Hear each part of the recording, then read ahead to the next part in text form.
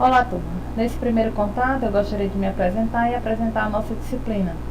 Eu sou a professora Jeane Leite, sou mestre em Ciência da Computação e professora aqui do Instituto Federal do Piauí. Aqui embaixo tem o meu endereço eletrônico.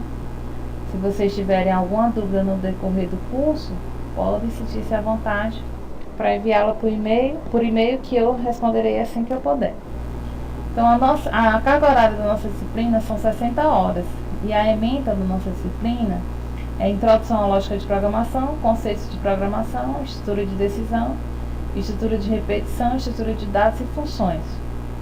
O objetivo geral dessa disciplina é proporcionar aos alunos uma compreensão de como resolver problemas utilizando o computador, ou seja, desenvolver a lógica de programação. Além disso, capacitá-los a escrever pequenos problemas. Não vamos desenvolver nenhum sistema grande, né? Apenas programas em uma linguagem de programação. E será utilizada a linguagem Python, a linguagem de programação Python. Então, na primeira semana, né, nós vamos ver a introdução à lógica de programação. E ao final dessa semana, vocês serão capazes de entender o que é lógica de programação, entender como resolver problemas com o uso do computador.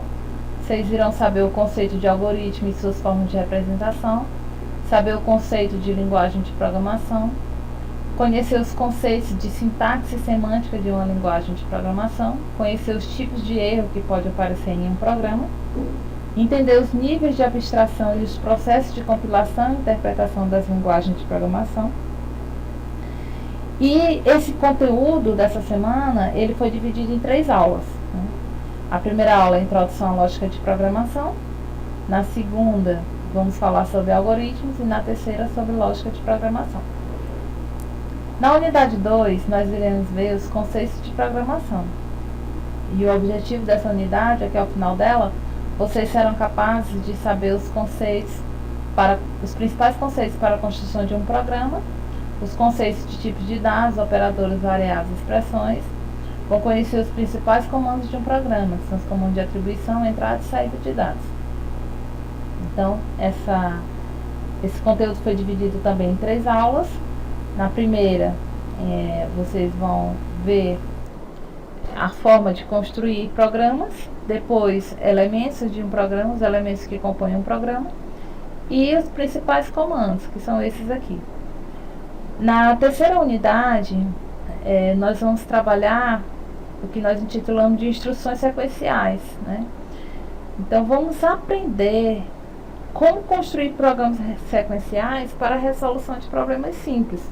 Então, até aqui, nós já aprendemos, na unidade anterior, nós aprendemos os principais conceitos para se construir um programa. Então, nesse ponto aqui, vocês já serão capazes de construir pequenos programas sequenciais para a resolução de problemas simples. Isso na terceira semana, certo? E nós iremos utilizar a nossa metodologia, ela é teoria prática, né? Nós vamos estudar a teoria e sempre praticar na linguagem Python.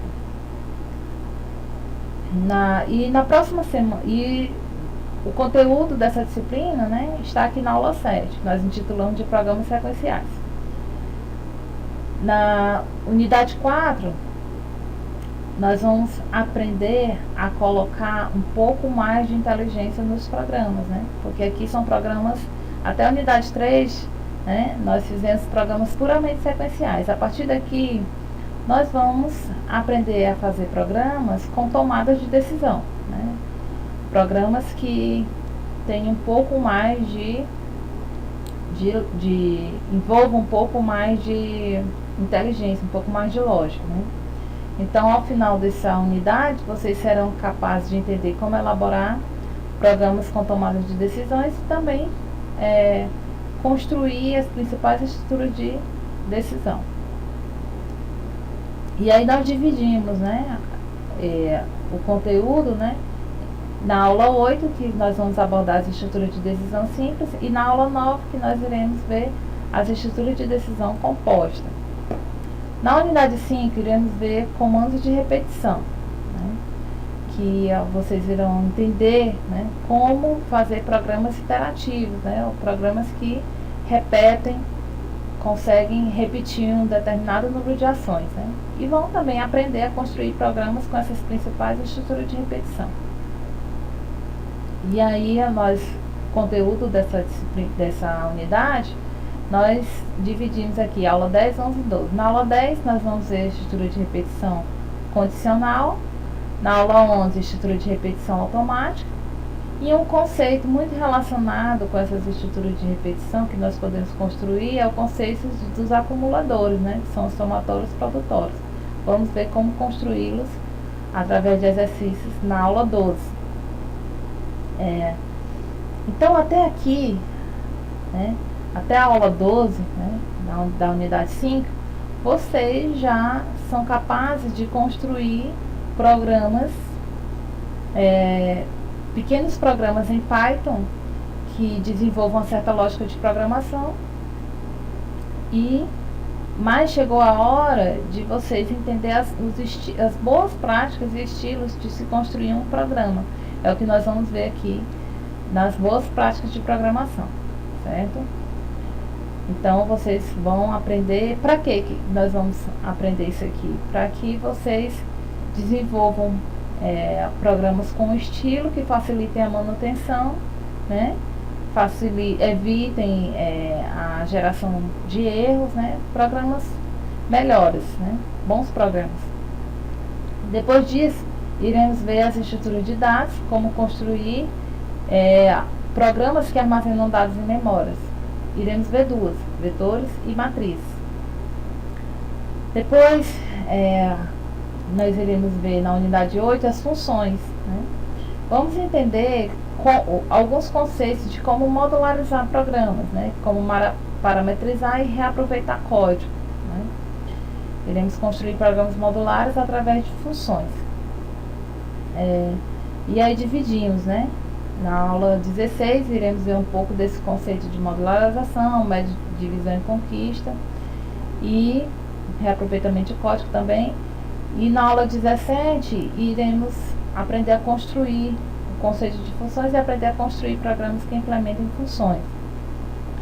E na aula 9 nós iremos ver os principais paradigmas de programação. Vamos entender qual é o paradigma de Python, né? E vamos comparar com outras linguagens e ver outros paradigmas que já existiram, que existem nas linguagens de programação, certo? Isso é importante porque nós vamos abordar aqui nós vamos abordar o paradigma estruturado, mas Python também é uma linguagem que adota o paradigma orientado a objeto, certo? Então, na unidade 10, nós iremos fazer uma revisão geral, né? Revisar os principais conceitos e práticas estudadas no curso, né? Aí nós vamos ver, aqui nós teremos uma revisão tanto da teoria quanto da prática, certo? Então, nós iremos ter a revisão da parte teórica e temos também a revisão da parte de programação. E as avaliações são 60 horas, então teremos duas avaliações, uma provavelmente na 5ª semana e a outra na 10ª semana. Aqui a bibliografia que nós iremos utilizar, certo? Essas duas primeiras são as apostilas que são já estão disponibilizadas na plataforma.